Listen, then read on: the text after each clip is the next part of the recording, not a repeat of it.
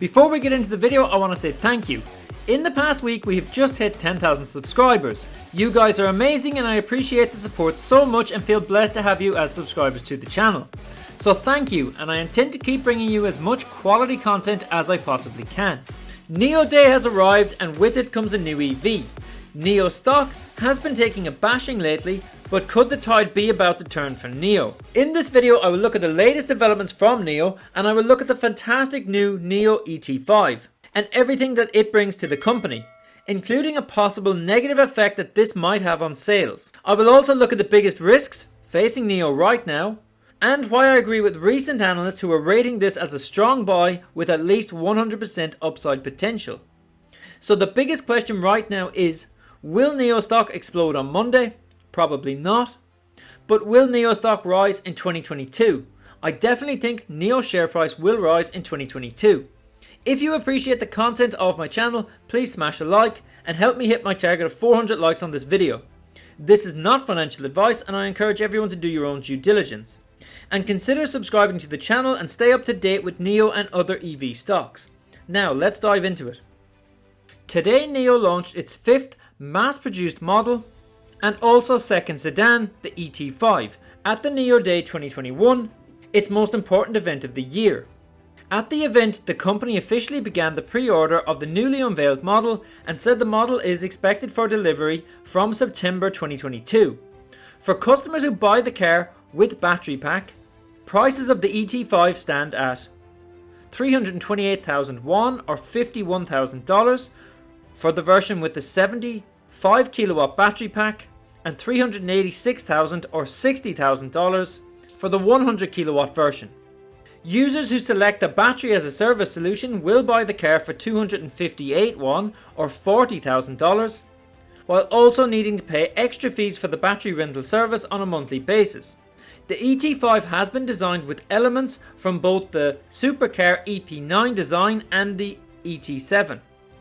The ET5 comes with 9 exterior colour schemes and 6 interior colour options, while a panoramic and immersive digital cockpit boasts AR and VR technologies. The cockpit will create an exclusive indoor space enabled by the all-new 256 colour ambient lighting and surround sound system. So all in all, this car looks very impressive, but it does look very similar to the ET7 in my opinion. With the ET7 due to begin deliveries in March 2022, I have to wonder how much of an impact that the two cars being so similar will have on the sales of each one. The ET7 is priced at around $70,000 US, while the ET5 can be bought for as little as $40,000 using the battery as a service option. So this is a huge price difference, and although buyers will have to wait until September for an ET5, this is only 6 months longer than the March ET7 release date. I think that this could add risk to the ET7 sales going forward, but there is a much bigger risk facing the company that I will speak about later in this video. While Nio said its deliveries bounced back in November from a low of 3,667 cars in October, bringing the total for the first 11 months of the year up to 80,000 vehicles. Its ES6 and EC6 SUVs were among the top 10 new energy SUVs sold in China this year through November, according to the China Passenger Car Association. Nio also announced the launch of the AR glasses it co-developed with AR device firm InReal and the Nio VR glasses developed in cooperation with Nolo.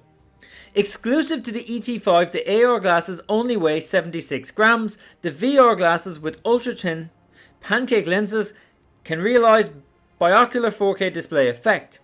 According to William Lee, the Nio ET5's entire lineup will come standard with the Nio Aquila Super Sensing and Nio Atom Supercomputing. The latest Nio autonomous driving will also be applied in the ET5 and its full features will be gradually released after development validation.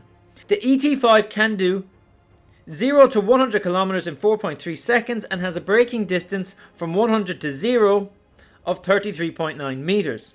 While the ET5 features range of 500 kilometers with a 75 kilowatt battery pack, 700 kilometers with the 100 kilowatt and 1000 kilometers with a 150 kilowatt battery. As for the building of Nio's power network, Nio said that it has deployed 733 battery swap stations, 3,348 destination chargers, over 3,000 superchargers, and had access to over 400,000 third-party chargers. By the end of 2022, NIO is ambitious to have in total over 1,300 power swap stations, 6,000 superchargers, and 10,000 destination chargers across China. Following entry into the Norwegian market this year, NIO plans to introduce its products and services to Germany, the Netherlands, Sweden, and Denmark in 2022. Its business development is expected to cover over 25 countries and regions worldwide by 2025. Now, looking at market beat, we can see that NIO is trading at $30, which is at the bottom of its 50-day range and 52-week range. In fact, on Friday, NIO dropped as low as only $28, which is the lowest the share price has been in 2021. This stock had gone as high as $67 earlier this year, so it's crazy to think that the share price has more than halved in just 1 year, in which the company has made such progress and began to expand around the world. With that being said, this week has seen a new price target set for NIO stock, with Deutsche Bank analyst Edison Yu setting a price target of $70 and reiterating his buy rating. In his December 15 notes, Edison Yu sees the ET5 taking on rivals in the mid-size premium segment that includes the Tesla Model 3 in China, as well as the BMW 3 Series and the Audi A4. By 2023, he expects the ET5 to outsell its larger counterpart, estimating 65,000 deliveries that year versus 60,000 for the ET7. So why has NIO's share price been dropping so heavy? Guys, if you've watched this far into the video, can I ask you to smash that like button? It really helps me out so much with the YouTube algorithm. And let me know your thoughts about NIO in the comments below. Again, this really helps me with the algorithm, and I try to reply to every comment. This article discusses the biggest risk for the company, but does also acknowledge that 2022 could nevertheless be a very exciting year for NIO if the firm catches up to its EV rivals. The risk analysis for NIO changed dramatically last week after China's largest real estate developer, Evergrande, was said to be in default of its bonds. While NIO saw a massive rebound in production and deliveries in November, China's real estate problems could spell trouble for investors and could get a lot worse before they get better. The biggest risks are now macro. Last week, ratings agency Fitch downgraded Evergrande and two of its subsidiaries to the restricted default category after the firm failed to make scheduled payments on dollar-denominated bonds. Fitch also downgraded Kaiser, another real estate firm facing a liquidity crunch, the same day it downloaded Evergrande. A restricted default means the company missed interest payment deadlines but has not yet been subject to the bankruptcy process. The fallout of this could be potentially catastrophic because problems in the real estate market often translate into falling property prices and an increase in bad debts in the banking system, which in turn leads to investors less willing to give companies money for investments. When people talk about the effect of the Evergrande bankruptcy, they tend not to think of the knock-on effects. Evergrande has not only got $300 billion in debt, which won't be repaid if the company files for bankruptcy, but the company also has 200,000 employees and creates around 3.8 million in indirect jobs. That is like the population of a small country that will be affected, and this could have very serious knock-on consequences. When Evergrande goes bankrupt, Chinese companies may continue to fall further out of favour with investors. Even companies with strong commercial growth prospects like NIO are exposed to growing macro risks and market volatility. But of course, where there is risk, there is opportunity. And where there is fear, there is more opportunity. So prepare for buy the dip opportunities along the way.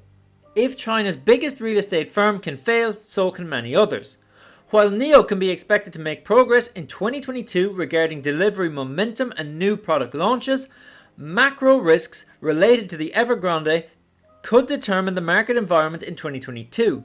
Now, what's not mentioned here but I have spoke about in previous videos is the risk associated with tensions between the US and China.